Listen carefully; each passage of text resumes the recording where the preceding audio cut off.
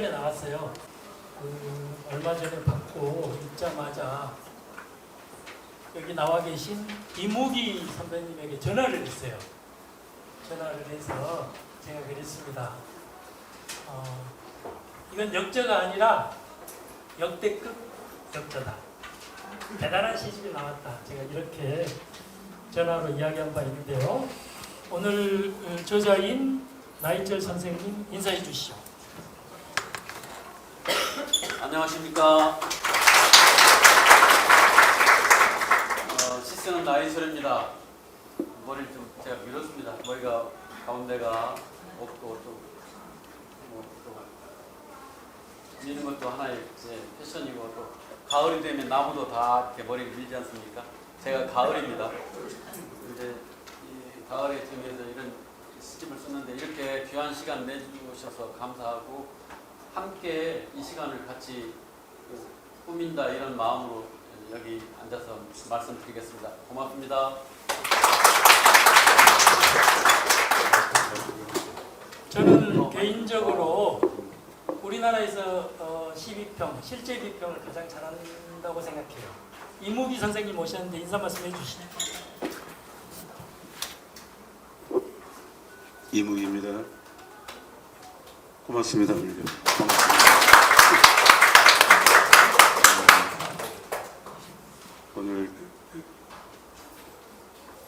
오늘 이 자리가 저로서는 이 서울출판사에서도 처음 주관한다고 할까, 주최한다고 할까, 그런 자리, 북토크 자리이고 저 개인적으로도 사실상 처음 하는 그런 자리입니다.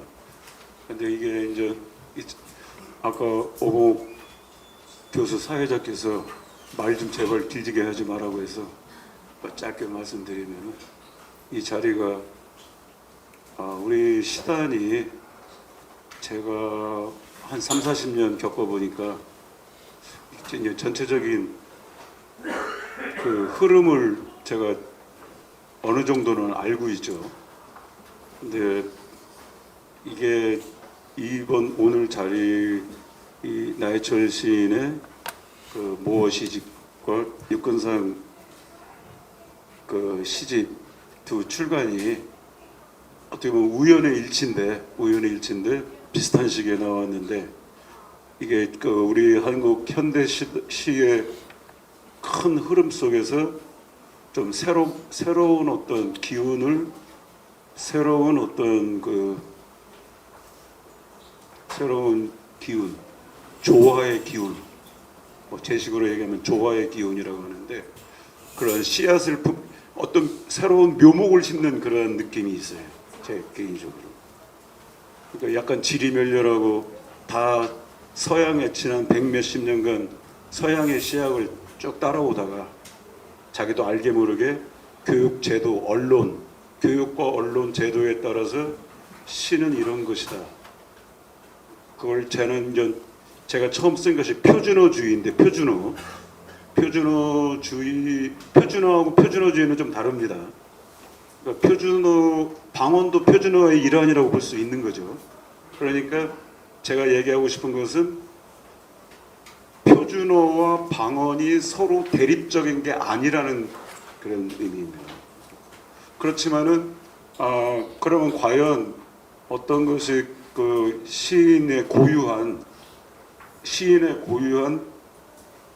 개인 방언이라는 그 범주가 있는데, 이게 시에서 개인 방언의 범주를 고유하게 우리 이 한국이라는 이 제한된 그 공간 속에서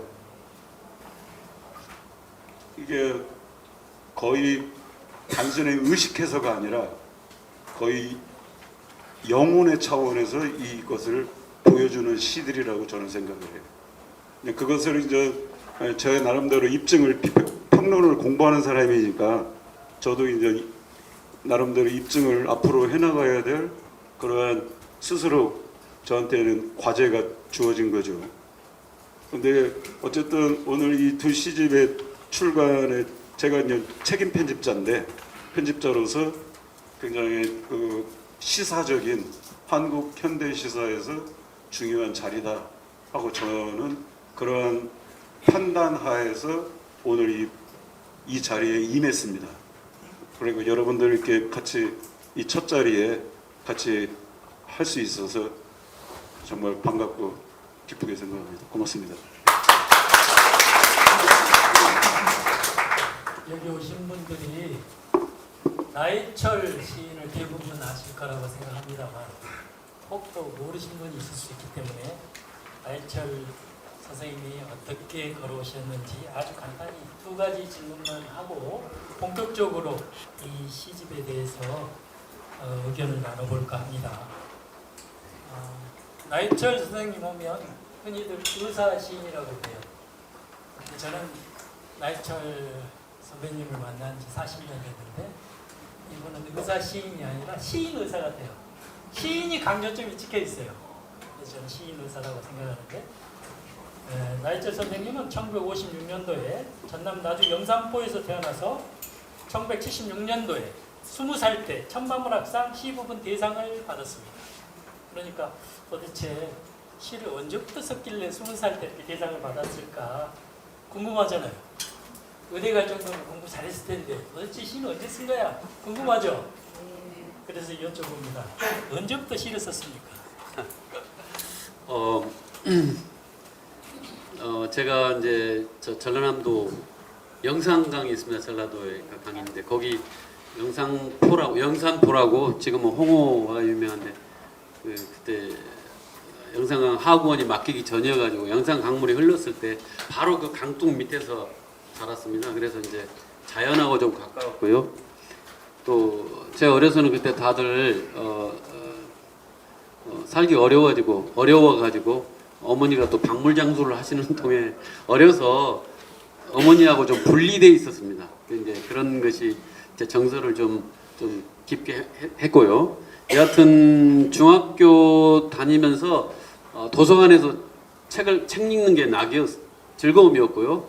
그러다가 우연히 제가 짧은 글을 제가 사실 시인지도 모르고 중학교 3학년 때 그 중고등학교가 함께 있는 학교였는데 그 학교 신문에 투고를 했어요. 중학생인데 이제 되게 편집위원들은 고등학교 선배들이었겠죠. 근데 그 사람들이 그걸 시라고 실어줬습니다.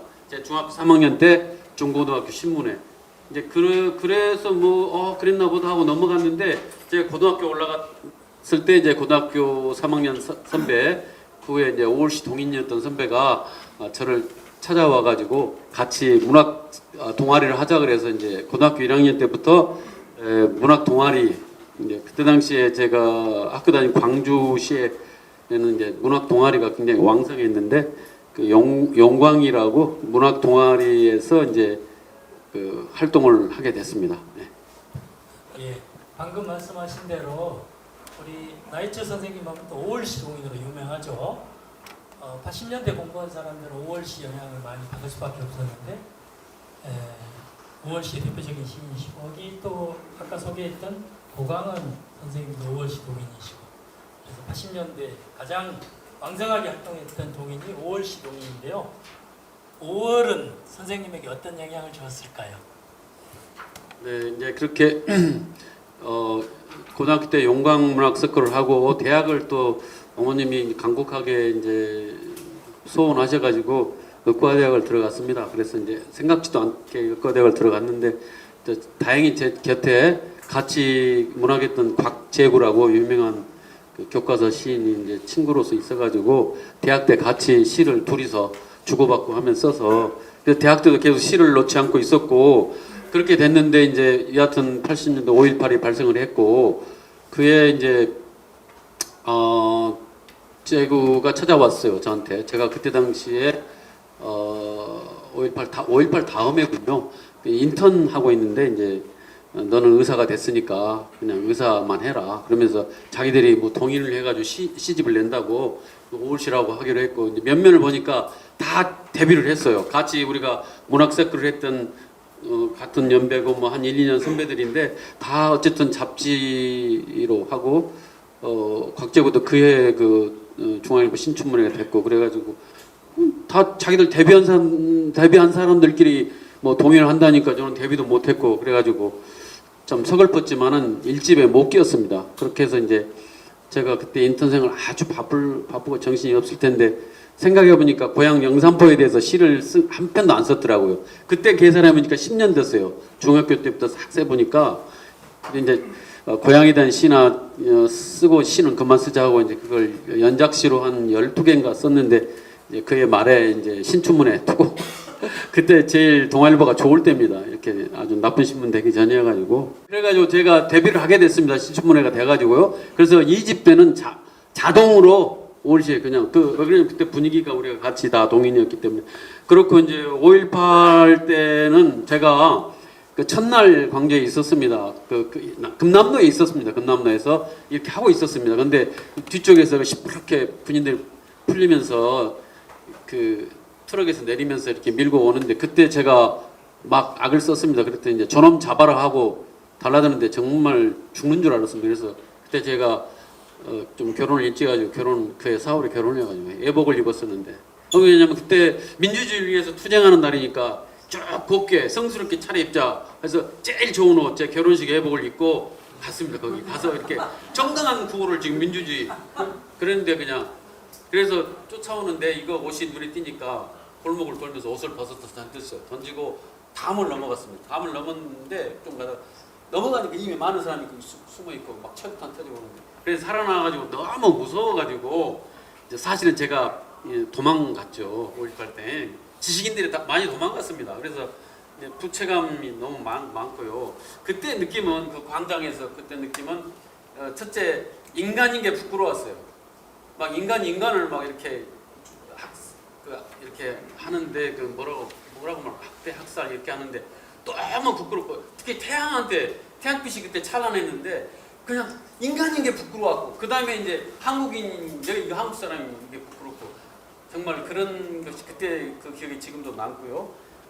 그래서 솔직히 말씀드리면 제가 뭐 의사라고 그러는데 한 번도 진정 행복한 적이 없습니다. 행복할 수가 없어요. 5.18을 겪은 사람들 중에 살아남은 사람들이 전생애를 통해서 진정으로 행복할 수 없다고 생각해요. 제 생각에는. 저도 그랬고 그래서 미친 듯이 살았습니다. 그러니까 세속적으로 행복하게 뭐 그걸 행복을 구가하고 돈 벌어서 돈을 제대로 써본 적도 없고 뭐 엉뚱한 데 돈 쓰고 남 주고 뭐 하여튼 그렇게 살아오다가 이제 시도 뭐 의사하면서 잘 못 쓰다가 제가 우리 세월호 사건 때 이제 각성하고 그때 열심히 하루에 한 편씩 시를 쓰면서 열심히 쓰기 시작했습니다. 그래서 뭐 그렇습니다. 그래서 시가 그 전에는 제가 고향에 전라도 서정신이었다가 이제 이를테면 민족시랄까 서사신이랄까 민중신이랄까 그런 범주의 시를 쓰다가 지금에는 이제 뭐 우리말 시인일까 우리말 정신시인 그걸 지향하고 있습니다. 네네. 말이 길어졌는데. 빨리빨리 하겠습니다. 본격적으로 이 시집에 대해서 살펴보도록 하겠습니다. 이 시집은 아주 특이한 시집이에요. 언어의 근원을 찾아가는 시집입니다. 그래서 불가피하게 우리가 언어에 대해서 많은 이야기를 해야 될 것 같습니다. 그런데 이 시집이 독특하게 모 시집이라고 붙여놨어요. 모 하면 우리가 모국어하고 좀 헷갈리죠. 모하고 모국어가 같은 말인데 보통은 같은 말로 쓰는데 여기서는 조금 더 확장해서 모 시집이라고 붙였어요. 그래서 이 시집을 모 시집이라고 붙인 것은 여기 이무기 선생님이 붙였어요. 그리고 그것을 우리 나이철 시인이 받아들여서 모 시집이라는 타이틀을 달았습니다. 이 모 시집을 붙인 이유를 두 분이 한 말씀씩 해주시죠.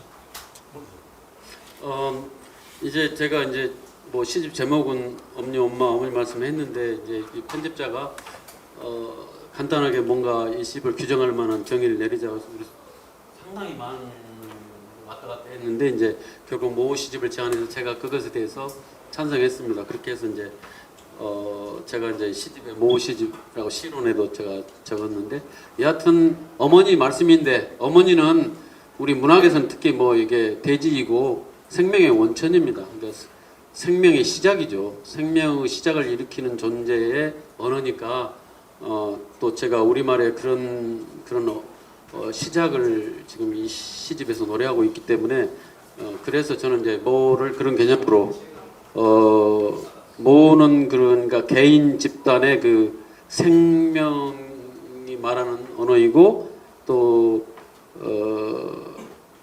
그런 그 생명이 개인이나 집단이거나 간에 역사를 이루기 때문에 역사의 시작의 언어이기도 합니다. 모호라는 것이. 근데 그렇게 규정 저는 생각했습니다. 네.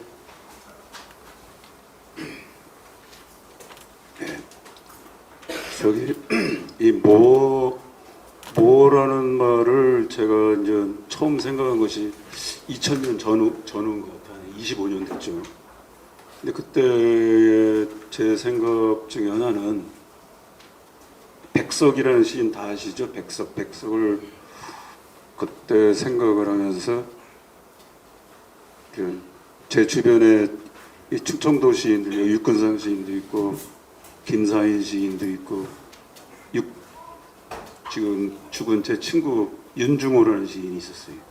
다 충청도 방언을 정말 능수능란하게 구사하는 시인들인데 제가 처음에 이것을 모국어라고 했으면 모국어라는 말은 우리가 모국어라는 말을 많이 쓰죠. 근데 모국어이면서도 그보다 이게 이 시인들의 실 백석이나 우리 이 땅의 시인들 결국은 한국어로 우리 한글로 시를 쓰는 사람들의 아주 뛰어난 시인들의 어떤 경지에 도달하면은 그 시어의 경지에 도달하면은 모국어로 얘기한다는 것은 굉장히 제한적이다. 그런 생각을 이제 했던 거죠. 그래서 이제 이 나라국자라는 건 이거 네이션 영어로 하면 네이션인데 이게 굉장히 근대적 개념이죠. 이 제국주의 이 굉장히 복잡한 얘기는 간두고 이런 근대국가적 개념을 빼야 되겠다라고 생각을 했던 거죠. 그래서 이제 이 모라는 것을 그걸 빼고 나니까 모국어에서 모라는 말을 빼고 나니까 이제 거기에서 이제 그 뭔가 구체적으로 작품 속에서 혹은 이론적으로 이것을 어떻게 그 설명을 해야 되느냐는 문제가 나한테 과제가 주어진 거죠. 그렇게 하면서 이제 20몇 년이 지나고서 이제 이렇게 중요한 시집들을 제가 편집을 하게 된 거죠. 그러니까 이제 이게 보면은 그래서 기존에 있는 기득권이란 말을 참 조심스럽게 써야 되지만 기득권에 우리 문단에 우리는 중학교 때부터 중고등학교, 대학교까지 서구의 근대시학을 주로 해서 다들 배우죠. 이런 언어의 문제는 사실은 우리가 지금 영어로 불어로 시 쓰는 거 아니잖아요. 물론 일각에서는 영어로 쓰는 사람들, 취미로 쓰는 사람들이 영어 잘하는 사람도 있을지 모르지만 그것은 그냥 뭐 예외로 치고 그렇다면은 여기에서 왜 우리의 심온, 마음의 어떠한 우리가 이성 말고 의식 말고 우리 마음의 어떤 한국인의 집단 혼의 울림 같은 게 없는가? 그것을 어떻게 얘기를 해야 되는가? 이제 간단히 이제 여러 개 여기서 다 얘기할 수 없으니까 이걸 고민한 사람이 물론 외국에도 있죠. 이런 거 뛰어난 이론가들이죠. 그 중에 하나가 제가 주목한 사람이 바로 발토 베냐민이에요. 발토 베냐민의 박사기 논문 속에 이러한 우리가 하늘의 성자를 예를 들어서 어떤 파편 이렇게 조각 그러니까 그 속에 들어있는 어떠한 소리의 언어가 청각적인 지각의 언어가 있다는 거죠. 성자와 사실은 연결되어 있는데 자세한 얘기는 간두고 그러면은 이 국내에서는 도대체 이걸 어떻게 보여야 되느냐 하는 문제가 이제 계속 제기됐던 거예요, 저한테는. 그런데 이제 이 한강에 제가 이 책을 가져온 히라버 시간 한강에 놀라운 것은 나랑 비슷한 고민을 하고 있는 거야. 그러니까 이론적으로는 여러분들이 이제 제가 여기까지만 얘기를 하고 베냐민이 무슨 얘기 잡다한 얘기를 해봤자 그렇고 그건 제가 후에 글로 써야 되는 문제이고. 그런데 이 한강에 여기 여러 군데 한 몇 군데에 나오는데 여러 군데가 아니라 13쪽 이제 댁에 가서 보세요. 지금 얘기는 간단히 여기에 뭐가 나오냐면은 4살 때 여기 여주인공이 이 4살 때 언어를 깨치기 시작한다는 얘기가 나와요. 근데 그 중에서 6살, 8살 되면서 무슨 얘기를 했냐면은 자음과 모음으로 돼 있죠. 네? 자음과 모음으로 돼 있는데 거기에 숲이라는 얘기예요. 숲. 우리가 영어로 하면 포리스트. 이 숲을 얘기하면서 여기 그대로 여기 나옵니다. 여기 다 얘기 안 할 말씀드릴게요. 13쪽에 나옵니다. 그 뒤에도 또 나와. 그리고 이제 이 언어의 밀도의 언어가 나와요. 그것은 제가 제 책에 썼는데 최근 나오는. 근데 여기서 이제 꼭 하나만 예를 들면은 숲이 뭐냐 이거예요. 숲. 시옷. 자음이 시옷이죠. 우는 모음이고 피읍. 근데 이게 그것을 이 사찰에 절에 탑하고 탑신과 비교를 하는 장면이 쫙 나와요. 그러니까 언어가 가지고 있는 신성성, 거룩함, 신성을 고민하는 거예요. 그리고 나서 우리가 지금 흔히 말하는 소리 글자, 그러니까 우리 언어학으로 얘기하면 음운론이나 음성론, 이것과는 그거를 고민을 하는데 자음과 모음, 뭐 복모음과의 그 결합 과정을 얘기를 하는데 이것이 여기에서 이제 산스크리트하고 우리 한글과의 세종대왕 역사가 쫙 나와야 되는 거예요. 사실 그것을 시화시킨 것이 바로 처음으로 거기에서 자기의 어떤 혼과 만난 시혼과 만난 것이 바로 이번 시집이라고 저는 판단을 한 거죠. 그런데 거기에서 탑신에서 우리가 저 절에 가면 탑이 있지 않습니까? 많죠. 탑의 제일 아래가 피읍이라 이거지. 침묵의 피읍. 우리가 피읍이라는 피읍이라고 발음했을 때 침묵이 따라온다는 거죠. 이게 사실 이 전체를 놓고 보면은 순례예요. 언어, 히라버, 독일어, 이 언어의 순례 과정을 통해서 기원을 찾아가는 거라 이거지.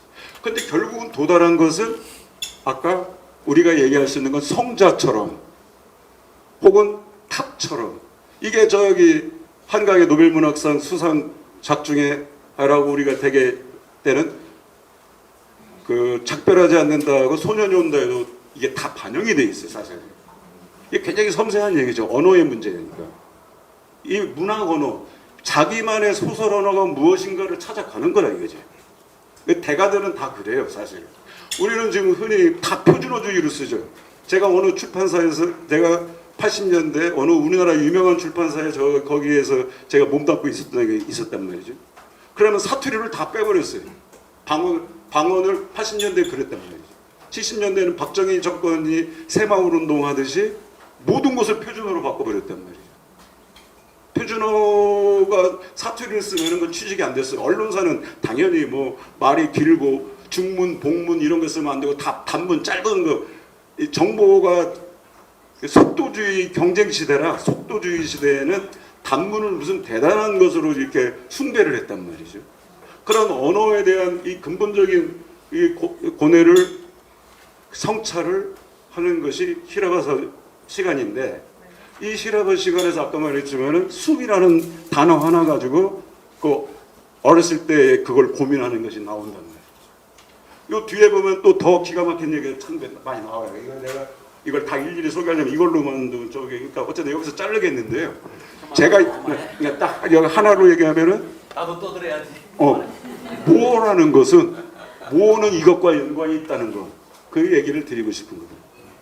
미안합니다. 이걸 더 말씀드리고 여러분 박수. 무섭네. 술도 안 드시고 이렇게 깊이 얘기하시고 원래 시인하고 평론가 싸움이 시인이 이깁니다. 평론가들 말이 많지만 시인들은 그냥 시인의 그 기운으로. 나한테 질문하지 마. 그렇게 길게 대답하는 순간에 질문이 막 없어져요. 좋습니다. 글을 쓰다 보면 나이가 이렇게 오랫동안 글을 쓰다 보면 느슨해지거든요. 긴장이 풀어지죠. 그런데 나인철 선생님은 나이가 들면서 훨씬 더 긴장감 있게 글을 쓰시거든요. 그래서 저는 나인철 선생님이야말로 원시반본을 구현하는 사람이다. 원시반본은요 근원을 찾아간다는 말이에요. 강정산 선생님이 했던 말입니다. 근원을 찾아간다는 거죠. 그래서 개벽 사상의 핵심 사상 중에 하나가 원시반본인데 나이철 선생님은 그 몇 년 전에 창세 신화와 신화화된 건국 역사를 연결해서 하나로 묶은 서사 시집을 냈어요. 물방울에서 신시까지. 그것도 굉장히 어찌 보면 실험적이시고 또 이번에는 언어의 근원을 찾아가고 산스크리트까지 올라가거든요. 이렇게 근원을 자꾸 이렇게 찾아가는 그런 생각을 나이 드셔가지고 이렇게 할 수 있다는 것이 정말 놀라운 일이거든요. 이렇게 근원을 자꾸 생각하는 이유는 뭡니까? 이제 뭐 다 뭐 평범한 이야기고 여러분들 다 아시는 이야기인데 이제 좀 이렇게 질문이 진행되면은 제가 이제 진짜 또 여러분이 들으실 만한 이야기를 한두 마디 할 수 있을 거라고 생각합니다. 뭐 아시다시피 우리 현대 인류, 특히 또 우리 한국인 인류라는 한국인의 삶이라는 게 지금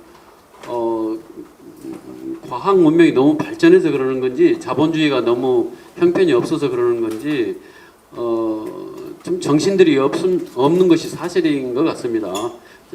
우리 개인도 그렇고 집단도 그렇고 그래서 이제 이를테면 이련 스님이 그걸 쓸 때도 몽골이 침입해서 나라가 위태로울 때 뭐 당군 신화를 정리해서 쓰셨다고 그러는데 지금이 뭔가 우리의 그러한 그 정신성이 이제 완전히 거의 소실되기 직전이어 가지고 이제 저로서는 이것을 써야 된다, 어떤 것을 이런 걸 불러 일으켜야 된다는 그런 사명감이 있었고 제가 뭐 여러분 아시다시피 뭐 능력도 부족하고 뭐 여러 가지 형편없는 사람인데 하게 된 것은 역시 5.18에서 공동체를 생각하는 마음을 평생 제가 화두로서 시를 쓰면서 늘 해왔다가 그 결론이 이렇게 된 것 같습니다. 그래서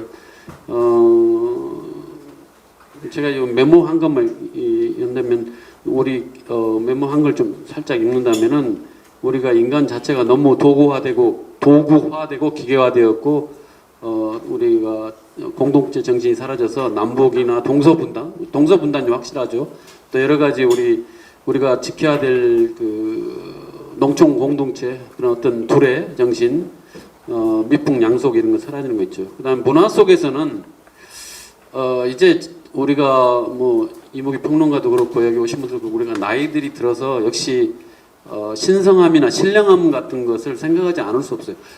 제가 젊어서는 그런 걸 뭐 못 느끼고 하지만은 역시 우리 나이 들어서는 삶과 죽음이 우리 가까이 있기 때문에 특히 죽음이 우리 등 뒤에 같이 어깨에 올라타 있기 때문에 죽음 정말 신성한 거죠. 신령스러운 거고 그런 것이 사실 우리 한국 문화의 본령이고 문화 속에 있는 건데 우리가 그동안 그런 것을 전혀 생각하지 못하고 예술이 거의 아이디어 차원으로 뭐 미술도 그렇고 음악도 그렇고 뭐 문학도 그렇고 누가 어떤 아이디어 가지고 기술을 잘 발휘하냐 근데 그런 게 한국 예술은 아니고 한국 문화가 아니어서 뭐 그런 것도 좀 회복했으면 하는 그런 생각이 있었고요.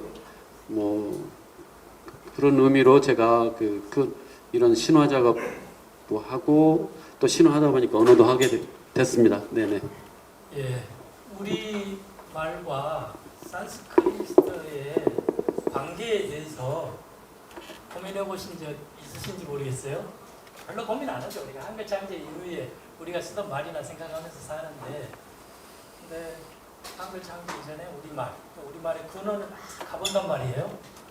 그리고 거기서 산스크리트와 우리말의 관계는 어렴풋이 우리가 이런 생각하죠. 유사성이 있을 텐데 그렇다고 해서 그 시온으로 보느냐 이건 또 다른 문제잖아요. 근데 선생님은 산스크리트를 우리말의 시온으로 보고 있고 그 증거를 굉장히 많이 찾아가고 있거든요. 그런 점이 놀랍죠. 이건 문학적으로도 놀랍지만 역사학적으로도 놀랍죠. 왜냐하면 우리는 고대사가 빠져있기 때문에 놀라운 일이거든요. 놀라운 문제제기라고 생각해요.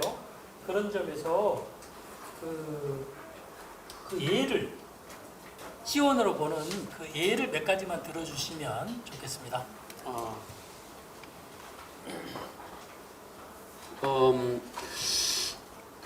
참 여러분 이제 뭐 그동안에 단편적으로 많이 들으셨을 거예요. 중앙아시아 뭐 카자흐스탄, 키르기스탄, 우즈베키스탄 말 중에서 우리말하고 같은 말 많고 중국 소수민족 말 뭐 우리말 같은 게 너무 많고 또 타밀어 인도의 타밀어도 우리말이 뭐 수백 개 같다고 그러는데 그래서 뭐 우리 민족이 그 우리말을 쓰는 남방 타밀어 같은 경우 남방으로 해가지고 뭐 남방말도 들어왔다 북방말에다 남방말에 섞여졌다 이렇게만 우리가 되게 일반적으로 생각하는데요.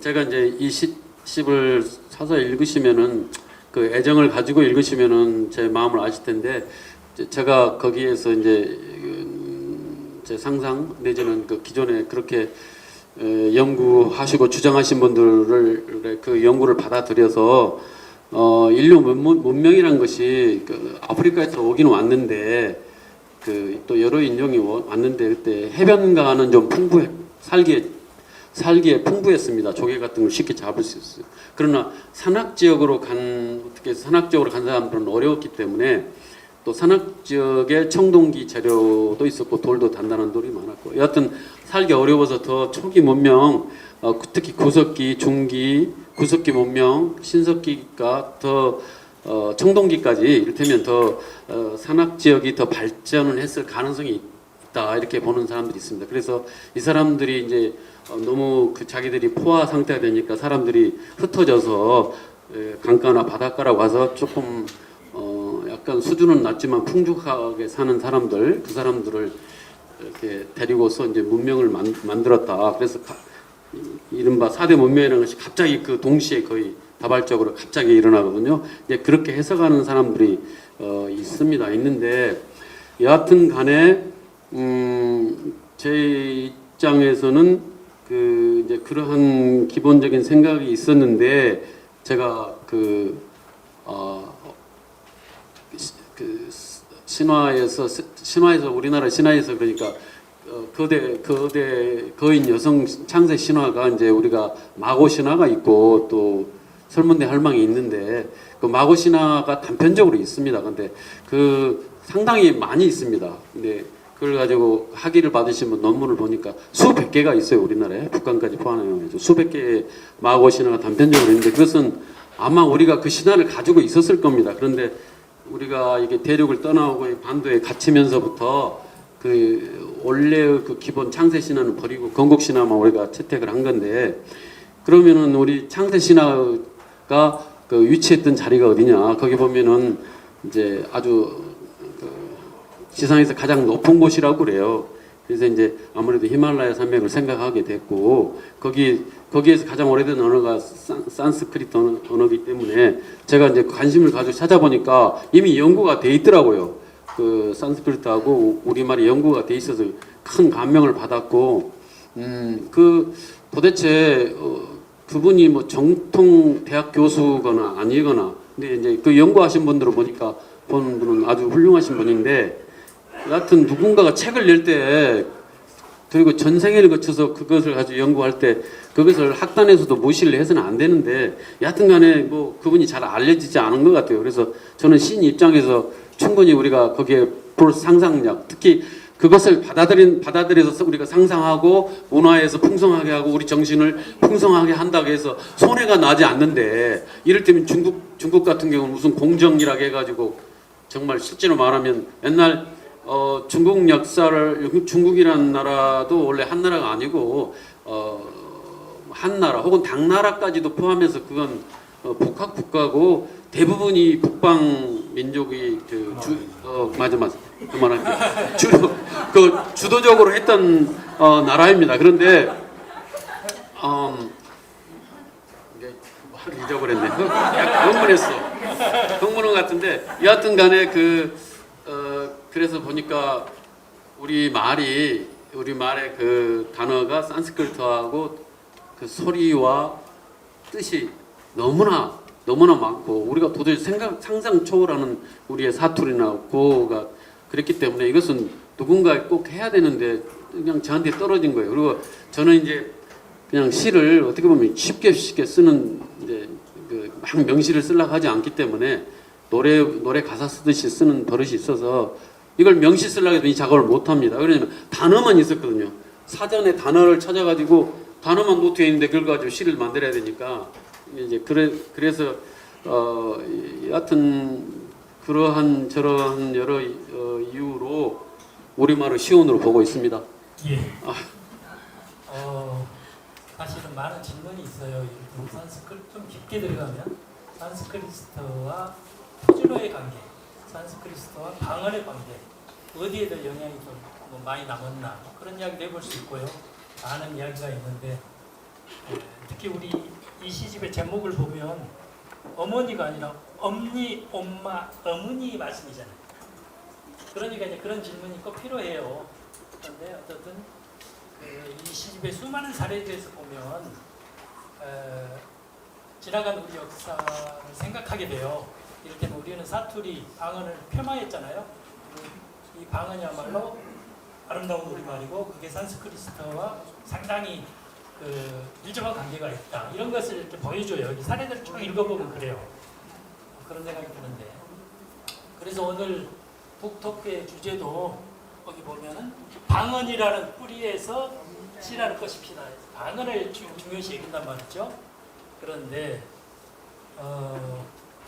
이 방언에 대해서 우리 이무기 선생님한테 한번 여쭤보고 싶은 것은 이무기 선생님은 표준어주의에 대해서 굉장히 질타를 많이 하셨어요. 그러면서 방언의 중요성을 많이 이야기했는데 단순하게 방언 사용을 중요하게 계속 주장한다기보다는 방언을 바탕으로 한 개인 방언의 중요성을 이야기해요. 그러니까 방언의 바탕을 둔 개인 방언, 자기만의 독특한 문체 뭐 이런 것을 굉장히 강조하시거든요.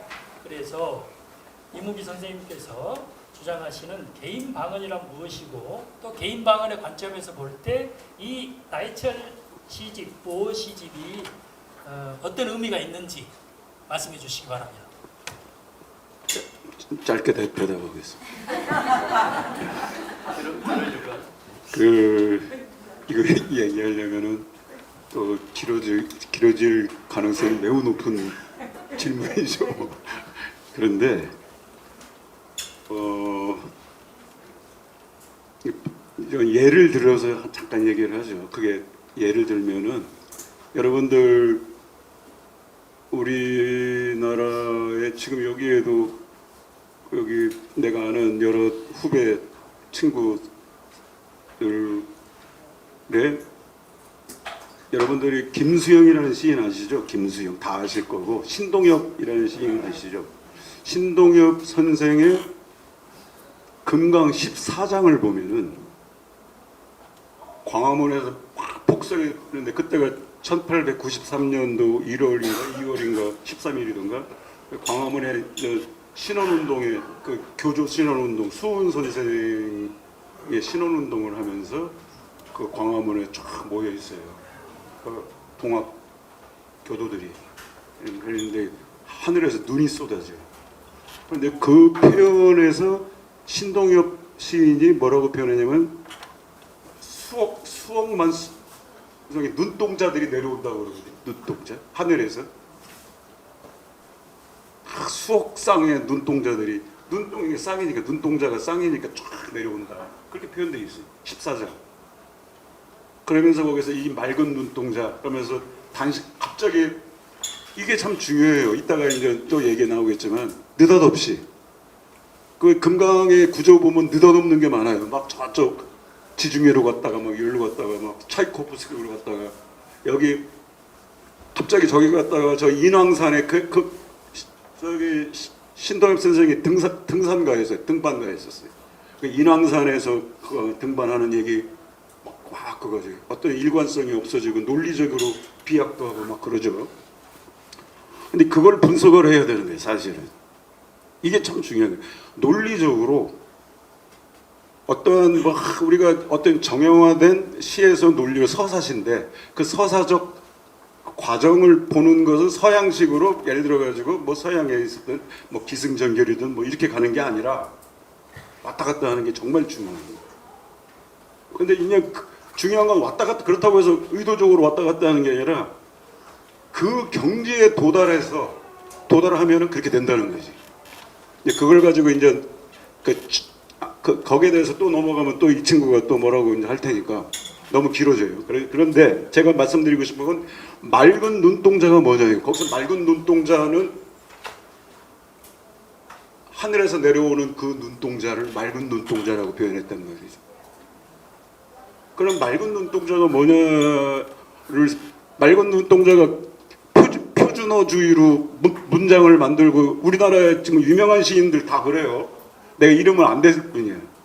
김수영의 시는 서울대 교수 국문과 지금 은퇴하신 교수님이 국문과에 김수영 씨는 시가 아니라 이게 서울대 교수가 나도 개인적으로 아는 분인데 왜 아니냐면은 이 문장이 너무 난삽하다 이게 난삽한 것이 아까 신동엽 선생이 그 자유분방하게 영혼이 그거 하는 게 중요한데 논리적인 합리적인 이성이 시를 끌고 가야 한다고 늘 그렇게 교육받아 왔으니까 여러분들도 대부분 그렇게 생각해요.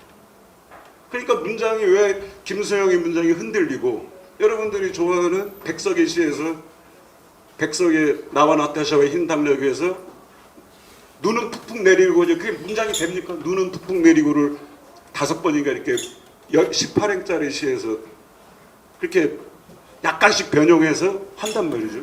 문장이 안 되잖아 그게. 근데 여러분들이 좋아하잖아요. 그냥 문장이 안 되는데 마음으로 뭔가가 이게 통하는 거라 이거지. 그런데 이제 그런 얘기를 하고 있던 것이 그게 뭐였죠? 이거 딱 짧게 말하겠습니다. 저기 네. 질문이? 더 중요한 질문을 또 하려고 그래요. 그래 이따가 더 중요한 질문 제가 이무기 선생님한테 하려고 합니다. 예. 제가 할게요. 예. 네, 중요한 질문입니다. 여기서 끊어도 될 만한. 예. 죄송합니다. 제가 말을 하다 보니까 내가 나를 잊어버려 이게 종교. 우리 이무기 선생님은 불합평론가죠. 독특한 분이에요. 우리가 대학원에서 공부할 때 주로 서구 철학 그리고 서구 문의 이론을 공부하죠. 대학원에서 순전히 뭐 서구 문의 이론의 눈으로 작품을 분석하는 훈련을 시키는 게 우리나라 대학원 과정이죠. 그래서 옛날 하버마스라는 사람이 철학자 하버마스가 한국에 온 적이 있어요. 그분이 한상진 교수하고 대담을 하면서 그런 말했죠. 왜 한국에는 서구의 눈만 있고 한국의 눈은 없습니까? 이렇게 말한 적이 있어요. 한국의 눈이 없어요. 우리나라 위평도 그래요. 근데 이무기 선생님은 전 세계 유일무이하게 자기만의 독자적인 문학론을 만든 사람이에요. 그게 유형문해론입니다. 그 유형문해론으로 많은 작품들을 분석할 수 있고 아주 깊게 쳐다볼 수 있어요. 저는 옆에서 계속 들었고 또 제가 하는 잡지에서 5년간 그 유형문해론을 연재했는데 이분이 놀라운 게 이런 거죠. 한강이 있죠. 한강 노벨상 받는 것을 가장 먼저 점친 사람이었어요. 저는 계속 들었습니다. 한강이 노벨상을 가장 빨리 받을 것이다. 그 정도는 알았어요. 한국에서 노벨상 받을 사람이 한강이다. 그 정도는 우리도 알 수 있죠. 다만 그 한강이 작년에 받을 것이다. 계속 이렇게 주장을 하셨는데 저는 거기를 깨우뚱했어요. 왜냐? 나이가 젊어요. 아무리 잘 써도 나이도 그 나이에 노벨상 받을 수 있을까? 근데 이무기 선생님은 노벨상 받은 날 그 비숍 주인한테 1시간 후에 노벨상 발표하는데 한강이 발표하니까 한번 봐라. 이렇게 이야기하시는 분이에요. 그러니까 제가 그래서 처음에 이야기했잖아요. 한국에서 작품을 제일 잘 본 사람입니다. 제가 이렇게 이야기했는데 유형문해론이 어려워요. 지금 막 그렇게 장황하게 말씀하시는데 제가 아주 간단히 모르는 부분에 대해서 간단히 말씀드리면 유형문해론의 자 질문입니다. 예. 유형문해론에 가장 핵심 개념들이 있어요. 아까 이야기한 원시반본, 근본으로 돌아가자 그런 뜻입니다. 자제연은 진리는 자기 안에서 나오는 것이다. 밖에서 찾지 마라. 서구 문해 이론에서 찾지 마라. 자기 안에서 진리를 찾아야 된다. 유역을 강조하시잖아요. 유역은 지역과 비슷한 말이죠. 유역하면 강을 떠오르니까. 유역을 왜 강조하냐? 유역의 정서, 유역의 언어, 유역의 혼, 뭐 이런 것들이 문학에 반영돼야 된다 하면서 유역을 계속 이야기하시는 거예요. 그리고 가장 그 예술의 최고의 경지를 무의이하라고 부릅니다. 무의이하는 한자 그대로 해석을 하자면 힘들이지 않아도 저절로 변하여 이루어진 힘들이지 않아도 저절로 이루어지는 단계가 무의이하예요. 그래서 예술의 최고의 단계를 무의이하라고 그럽니다. 그리고 또 강조하는 게 수심정기. 자기를 끊임없이 갈고 닦아서 길을 바로 세우고 사는 것이 중요하다. 그 다음에 또 중요한 개념으로 이야기하는 게 창조적 유기체. 모든 것은 유기체로 연결되어 있으니 창조적 유기체가 중요하다. 그런 말이고요. 그리고 마지막으로 강조한 언어가, 중요한 언어가 오늘 여러분 책 받으신 제목이 은폐된 서술자죠. 우리는 글이 서술자가 있잖아요. 그래서 우리가 배우잖아요. 서술자가 1인칭이었고 2인칭이었고 3인칭이었고. 근데 좋은 작품은 은폐된 서술자, 보이지 않는 서술자가 있다는 거예요. 그 눈으로 봐야지 어느 작품이 깊이 있게 볼 수 있다는 거거든. 근데 저는 5년 동안 연재하면서 계속 그 이무기 선생의 글을 보면서 저는 그런 생각했어요. 이것들이 곰곰이 생각해 보면 하나로 엮여져 있는 말이거든요. 이런 것들이. 이를테면 자기를 갈고 닦아야지. 자기를 갈고 닦고 끊임없이 자기를 문학적 수행을 해야지 무의이하까지 가요. 그런 점에서. 그리고 또 원시방, 자기를 끊임없이 갈고 닦고 고민하고 그러다 보면은 원시반보를 생각하지 않을 수 없죠. 이런 식으로 중요한 개념들이 다 위에 이렇게 얽혀 있어요. 그런데 그런 차원에서 저는 이번 시집이야말로 저는 그 이무기 선생이 말하는 그 유형문해론에 가장 적합한 그 시집이 나왔다. 유형문해론을 가장 설명하기 좋은 게 한강의 작품이었어요.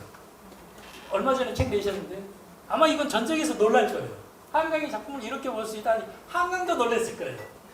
그런데 시집이 나온 거예요.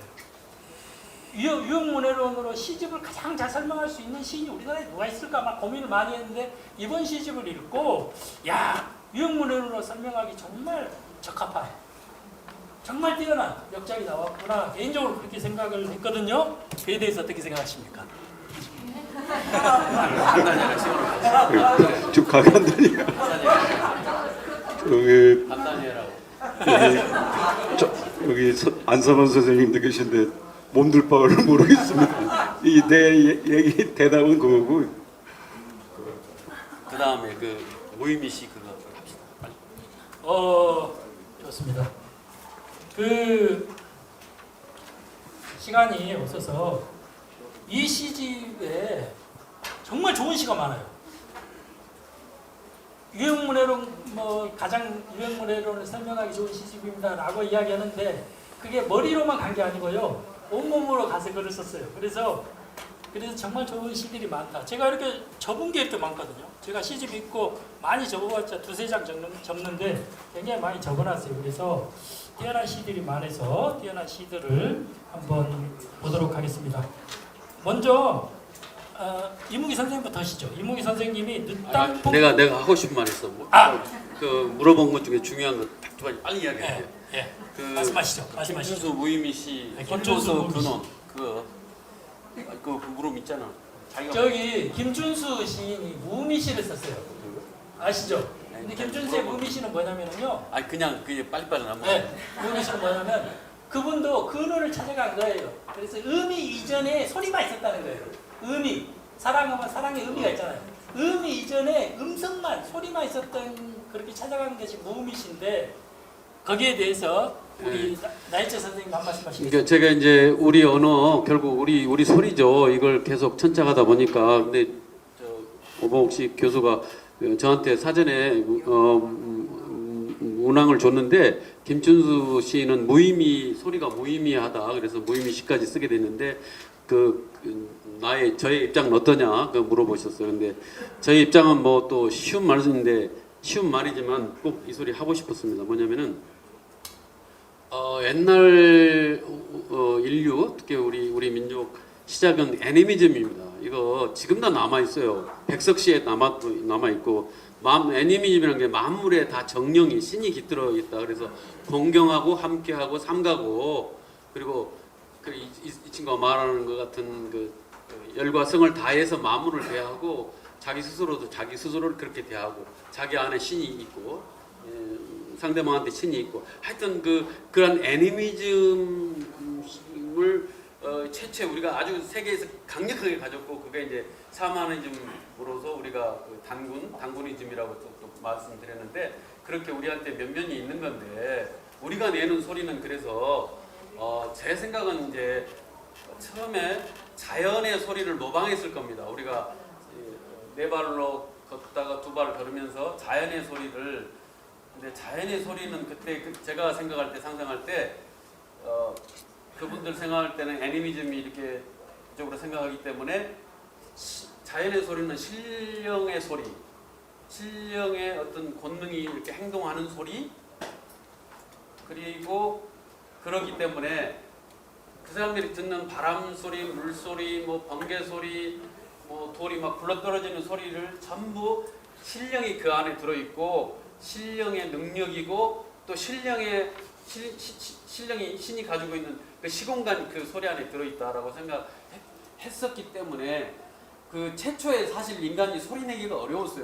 몸 구조가 사족 보행할 때는 횡격막도 이렇게 어깨끈에 달려 붙어 있어서 그 걷는데 사용 그 걷는 호흡에 맞춰서 움직이는 거지 소리를 내기는 어려워서 지금도 그 윤인원들이 몇 가지 소리밖에 못 내지 않습니까? 근데 이족 보행하면서 우리가 행경막이 좀 자유스러워져서 이제 모음 소리를 많이 내게 됐지 처음에는 자음 몇 가지만 냈고 모음도 한 두세 가지밖에 못 냈습니다. 그렇게 내기 힘든 소리를 낼 때는 무의미하지 않습니다. 신의 음성을 닮으려고 또 신하고 대하기 위해서 우리가 새하고 대하려면 새가 휘 울으면 똑같이 울면 새가 대답하지 않습니까? 신과 대하기 위해서 소리를 낸 겁니다. 우리 소리는 그래서 신령스럽습니다.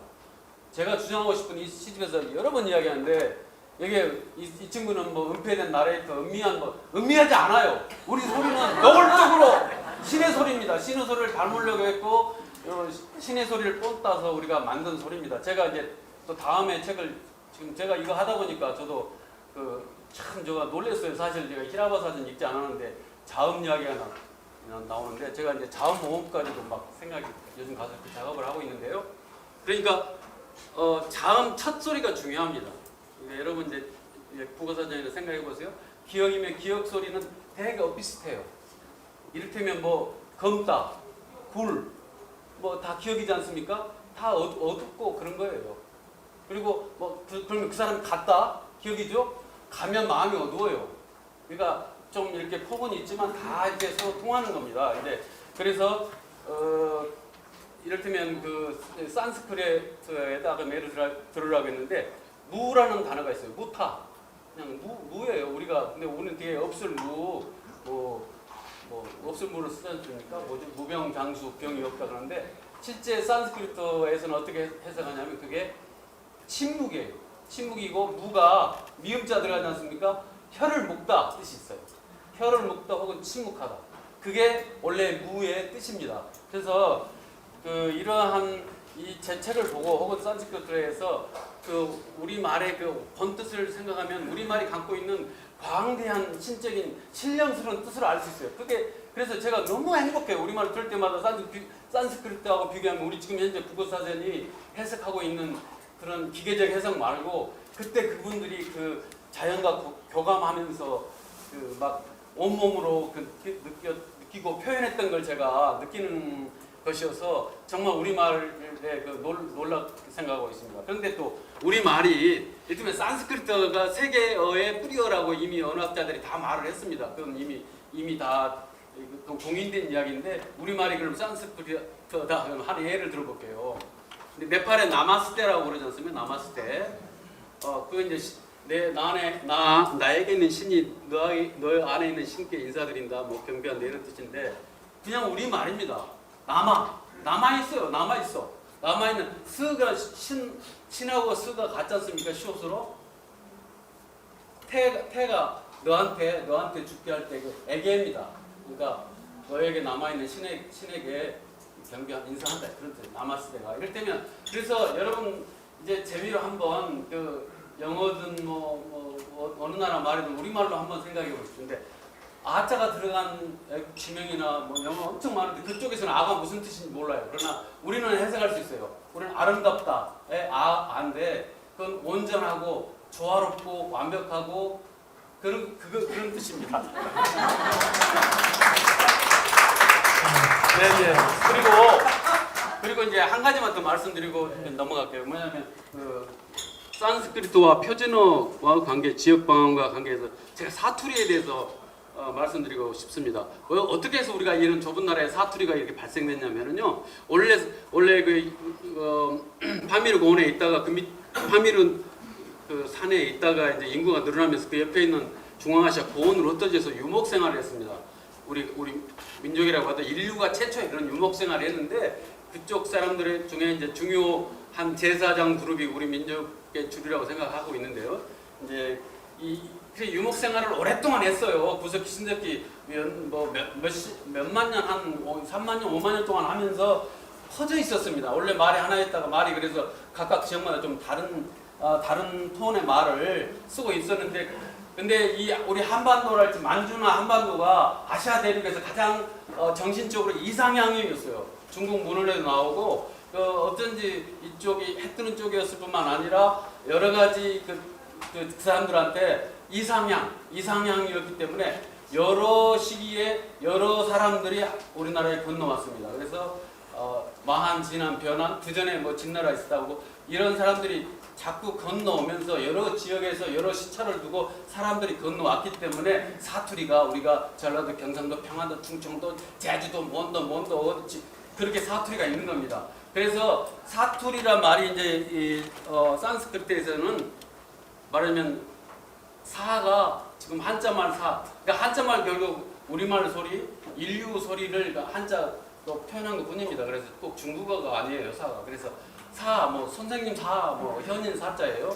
투리가 뭐냐면 민속악기를 연주하다, 음악을 하다예요, 산스크리트에서. 그래서 현인들이 음악을 연주하듯이 말씀하는 게 사투리다. 그래서 상당히 계급이 높은 사람들이 하는 걸 사투리라 그렇게 이제 저는 해석을 했고, 다른 그 사전에서는 크샤트리아, 왕 계급의 K가 묵음이어서 그것이 크샤트리아라는 말이 사투리가 됐다라고 이제 그렇게 해석, 다른 사전에 됐지만 저는 이제 그렇게 해석했습니다. 그래서 사투리, 고어가 진짜 우리말입니다.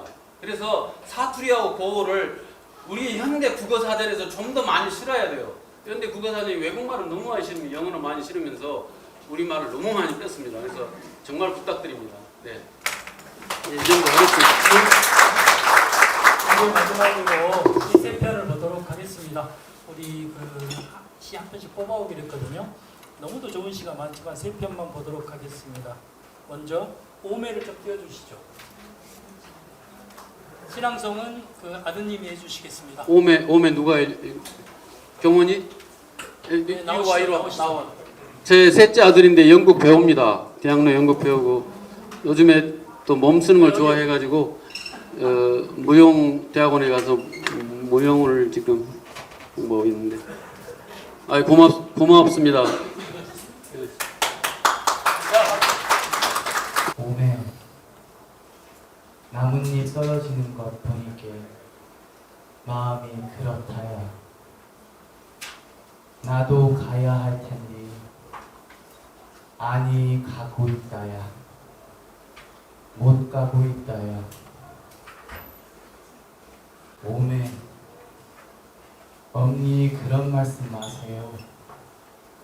오래오래 사셔야지. 봄에 저 붉은 나뭇잎 떨어지는 것 보니께 그런 생각이 더 든다야.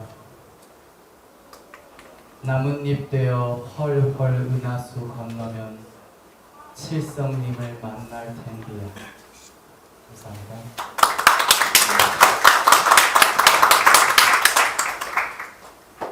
제가 이 시를 정말 뛰어난 시로 생각한 이유는 이 시의 그 화자는 복수 화자죠. 엄마와 자식입니다. 그냥 엄마와 자식의 간단한 대화로 이루어져 있어요. 그런데 이 엄마의 마음 그리고 자식의 마음을 헤아려 보면 끝이 없거든요. 그러니까 겉으로 드러나지 않아요. 근데 엄마와 자식의 이 간단한 대화가 어우러지는 이 기운, 우리 이무기 평론가에 의하면은 은폐된 서술자죠. 그 말로 다 할 수 없는 그 어떤 오묘한 기운이 이 시에는 있어요. 끊임없이 생각하게 만들어요.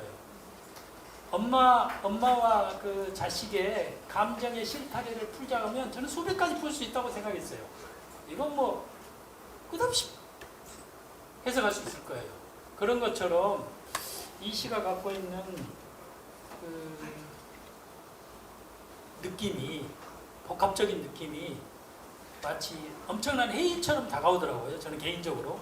그래서 단순하게 이 오메라는 감탄사에서 느껴지는 놀람, 당황, 불안, 두려움, 그런 복합적인 감정이 한꺼번에 저한테 막 밀려와서, 야, 무의이해가 이런 거구나. 말하지 않고 뭔가 대화가 간단하잖아요. 엄마 아버지의 대화가 간단한데 그 간단한 대화 사이로 나한테 밀려오는 것은 어마어마한 것이다. 이런 생각이 들어서 이 시는 정말 명시다. 명시 중에 명시다. 그래서 오매는 이제 김영란의 것이 아니라 라이처 것이 됐다. 개인적으로 그렇게 생각했습니다. 자, 두 번째 시를 보도록 하겠습니다. 두 번째 시는요. 늦단풍 또 아드님, 네, 아드님 나와주세요. 늦단풍 한 입을 듣도록 하겠습니다. 제가 뭐 오늘 한다고 뭐 와달라고 안 했는데 와줘서 너무 고맙습니다. 첫 번째 제 아들인데 아들인데 다른 사람. 자유인입니다. 능력은 많은데 역시 저 사람도 뭐 자유 예술가죠 뭐. 단풍 한입 나해철 으시시 하더니 산 골짜기 거울에 찬바람 불어오네. 어머니 산밭에 계시는데 어떻게 하지? 후두둑 비오다 말고 하네. 나뭇가지 끝 늦단풍 한입 보아라. 젖은 채 바람에 실려 어머니 머리 위에 날아와 앉네. 햇빛 한 입도 산 꼭대기로 오시다가 환하게 따라 내리시네.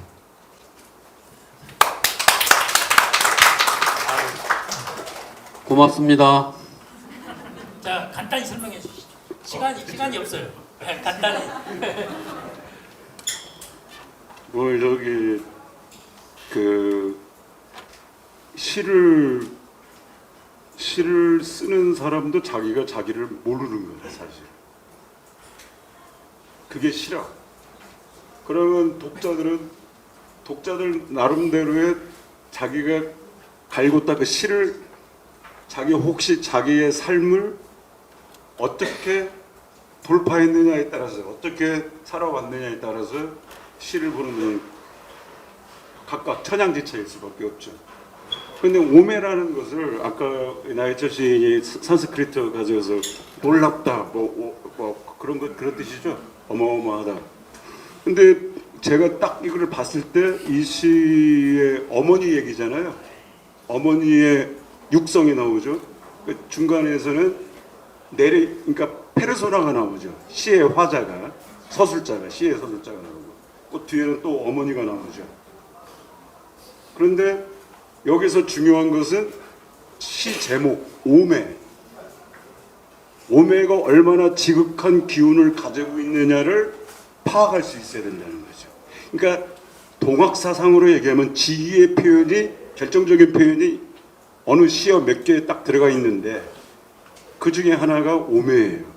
이 얘기를 분석하면 또 끝이 없고 또 나해철 시인이 또 마이크 뺐으니까 늦단풍 한입은 그것은 여러분들이 깊이 보면 음양오행이에요 사실. 그러니까 중요한 것은 뭐냐면은 늦단풍도 어머니 얘기죠. 그러나 페르소나의 그 본질, 이 페르소나의 본성이 무엇냐를 우리가 보는 거거든요. 그렇죠? 그러면 여기서는 특이한 경우가 생기는데 이 늦단풍 하나의 경우는 어떤 음양오행이라는 게 순환이죠. 보시면 의미론적으로도 그게 다 숨어 있는데 목화 토금수가 다 있어요 여기. 시인은 모르더라고. 아까 점심 먹으면서 얘기했는데. 근데 그게 맞는 거라 이거지 내가. 알고 쓰면은 이거는 가짜 있어. 이거 무의이화라는 건 조화를 얘기하는 거거든. 조화.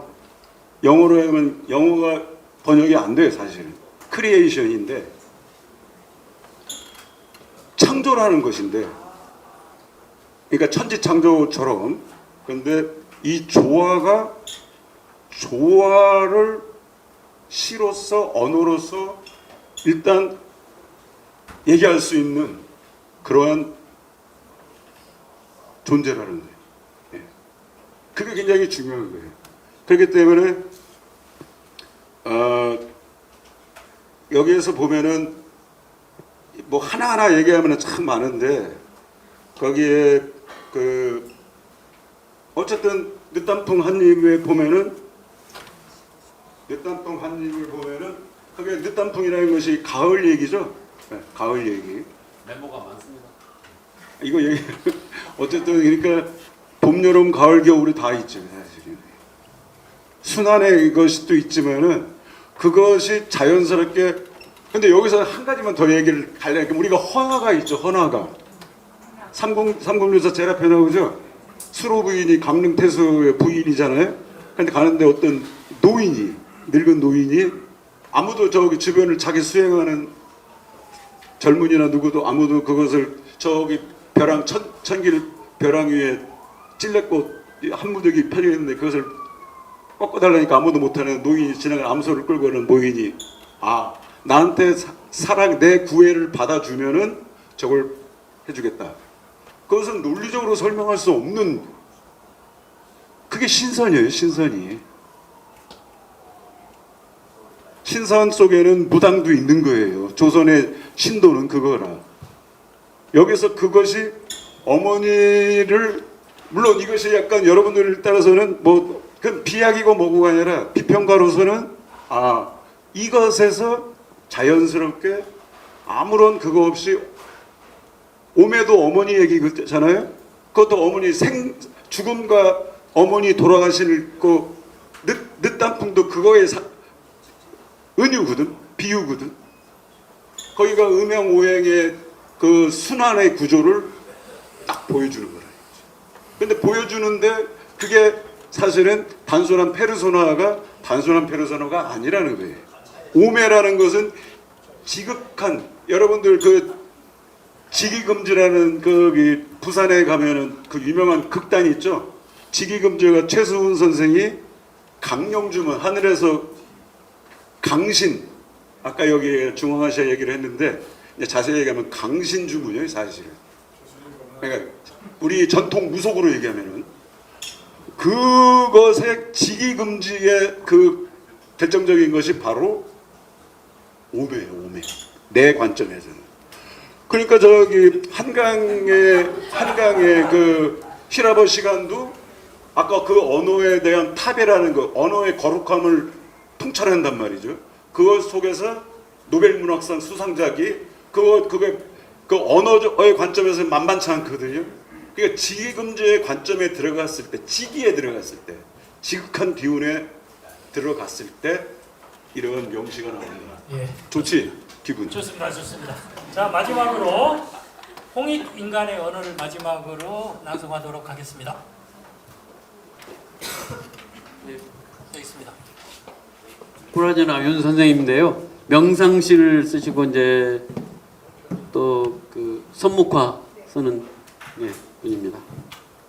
홍익 인간의 언어 몇 페이지입니까? 106쪽입니다. 106쪽. 좀 긴데. 네, 시작하도록 하겠습니다. 인간아마 우리 옛 역사와 언어에 가차이 가게 된 것은 아래에 책으로 데리고 간 사람이 있었시야. 그동안 아는 것이 아무것도 없이 뭣도 모함시롱 이것저것 헛짓같이 뭘 했는가 본디 어찌까 하면서 기랴기려 하고 살았는데 점점 맴이 허하고 뭐해서 내 속이 다 있다. 지나가다 그이가 한번 해봐유 해서시리 그제서야 편견 니그라 때리고 책을 사서 공부한다고 그 눈물 것 같다. 기야 책이 되어주는데 그까짓 거 해봐시라. 지나니께로 맴을 책과 여운 것 같았단께로 자꾸 그리야 하게 되고 편견 니그라지더랍게 마이 그래 소리 했수다. 책을 읽음시롱 자꾸 까뜩 한탐하고 자꾸 웃었었다는 게 칠칠맞게 헐뜯고 해찰하던 지난 시간을 뉘우칩니다.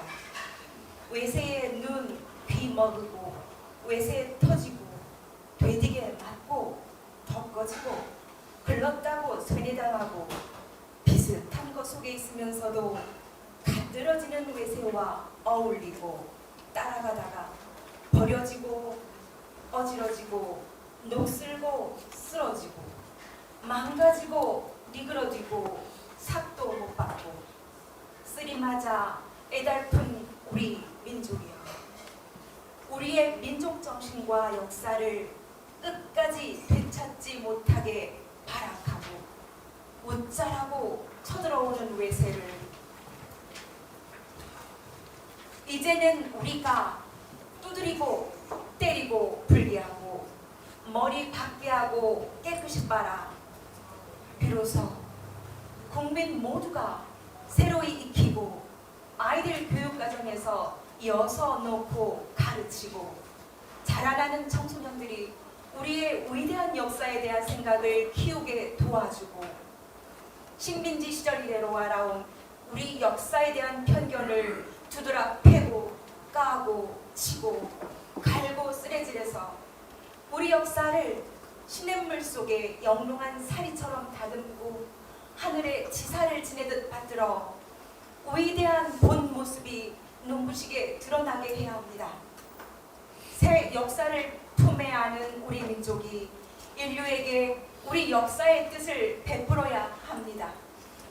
엄마가 맘마를 주듯 배고픈 이에게 순대 요리를 주듯 약을 먹고 잡다는 이에게는 불을 당겨 약을 다려주듯 까만 고삿길 걸어가는 이에게는 달려내려가 등불을 달아주어 환한 곳으로 님이 가게 해주듯 해야 합니다. 장마철에 쏟아지는 빗방울 같은 폭탄 속에서 어디로 가는지도 모르고 쫓겨가는 지구 가족들을 밝은 꽃밭 사이에 평화로운 고향으로 리사가도록 도와주어야 합니다.